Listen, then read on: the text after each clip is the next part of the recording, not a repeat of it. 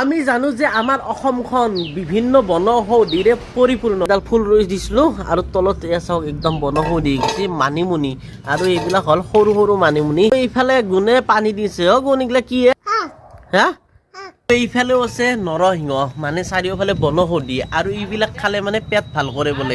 এৰেও 2 পেট মান ছিঙি লওঁ এ চাওক খাব লাগিব যি দুপৰীয়া। এইফালে আছে এইগিলা ভেদাইলতা আৰু এইফালে মাই ছিঙি আছে এটো বটপি একেলগে দি মিক্স কৰি দিব লাগিব ন। আমাৰ বগু হৈছে ভেদাইলতা তোলা চাবা। এইফালে চাব পাৰে সৰু মানমুনিৰ লগত আছে ডাঙৰ মানমুনি।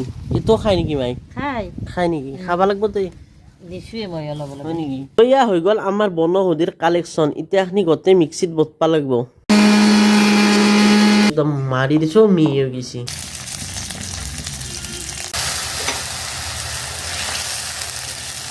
হৈ গ'ল আমাৰ বনোৱা ষ্টাৰ্ট। এইফালে চাব পাৰে আমাৰ আঞ্জাৰ মানে একদম উতল আহি গৈছে।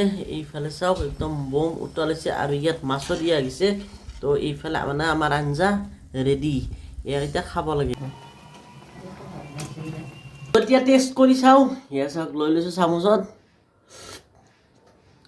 মজা হৈছে আৰু ভাতৰ লগত খাওঁ যদি এনেকৈ মাছেৰে মজা লাগিব।